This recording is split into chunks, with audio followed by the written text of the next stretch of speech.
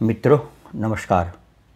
आज मैं एक ऐसे प्रसंग को लेकर आया हूँ जो बहुत ही अनिवार्य है और सबों को जानने के लायक है।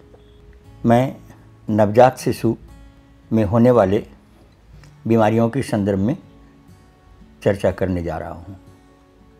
मित्रों, नवजात शिशु की किलकारी से घर खुशहाली में बदल जाता है और उसके रोने से घर में परेशानी आने लगती है। सारे लोग परेशान हो जाते हैं।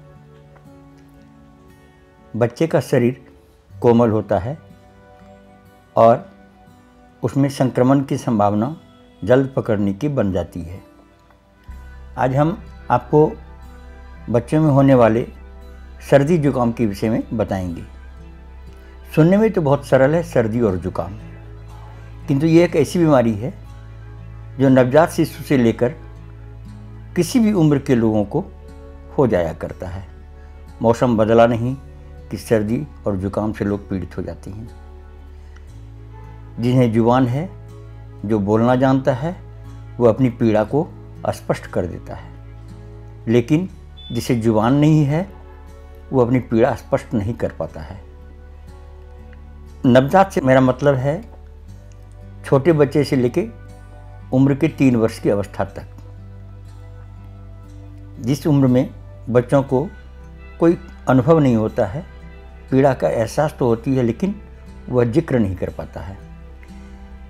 ऐसे में आज हम आपको यह बताने जा रहे हैं कि बच्चों के प्रति सतर्क रहें और जागरूक रहें। अधिकांश बच्चे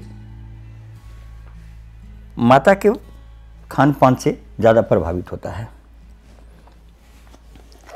शिशु के ऊपर, खास करके वैसे बच्चे जो मदर फीडिंग है उस पर ज़्यादा प्रभाव होता है।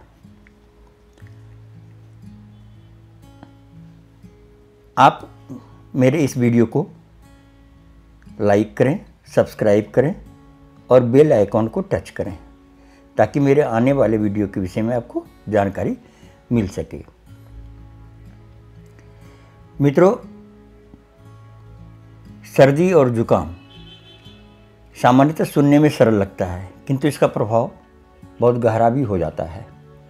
अगर हम सतर्क नहीं हैं तो इसके कारण सीने में बलगम जमा हो जाता है, साइनस की बीमारी आ सकती है, खांसी ज़्यादा होने से बच्चों को सीने में दर्द हो सकता है, कई प्रकार की बीमारियां भी घर कर दे सकती है, बुखारें भी आ जाती है।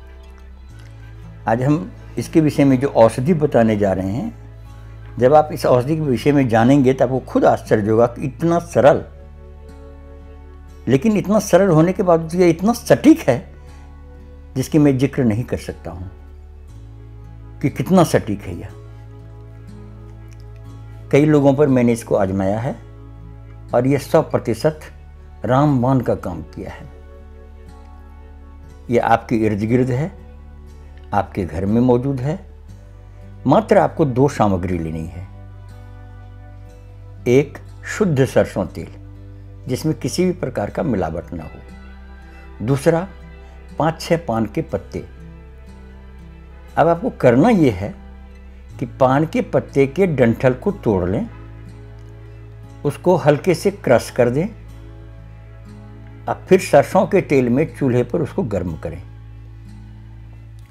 आप उतनी देर तक धीमी आंच पर गर्म करें कि पान का डंठल का रस तेल में भीग जाए और पान का डंठल काला हो जाए जलकर। फिर आप इसे ठंडा कर दें और डंठल को उसी में रहने दें, निकालना कोई ज़रूरी नहीं है। अब आप इसे सुषुम अवस्था में, जिसको बच्चे सहन कर सकें, नाक के दोनों बगल, कान के बगल कनपट्टी में, अर्थात आँख और कान के बीच वाले भाग को कनपट्टी कहते हैं, वहाँ इसे लगाएं। गले में लगाएं और छाती में लगाएं। दिन में 2 बार 3 बार ऐसा करें। उम्मीदतः पहले दिन ही उसकी सर्दी समाप्त हो जाएगी, नाक से पानी गिरना बंद हो जाएगा, बुखार आने की स्थिति नहीं बचेगी और बच्चे स्वस्थ नजर आएंगे। क्योंकि बच्चा दो ही अवस्था में रोता है, या तो जब उसे भूख लगती है या फिर जब शरीर में कोई पीड़ा होती है।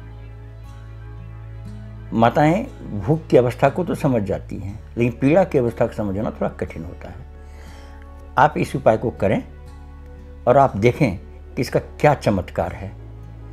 और अगर पहले दिन में इसकी सर्दी खत्म नहीं हुई तो दूसरे दिन भी इसे लगाएं। इससे कोई हानि नहीं है। यह शुद्ध घरेलू नुस्खा है, आयुर्वेद है। और ध्यान सिर्फ इतना रखना है कि मिलावट वाली तेल ना लें, क्योंकि आजकल मार्केट में तेल में कई प्रकार के तत्व पाए जाते हैं जो मिलावटी होते हैं। उससे बच्चे को हानि हो सकती है। उम्मीद है आपको मेरा ये वीडियो पसंद आएगा और आप इसे आजमाएंगे, बच्चों को स्वस्थ रखेंगे। धन्यवाद मित्रों।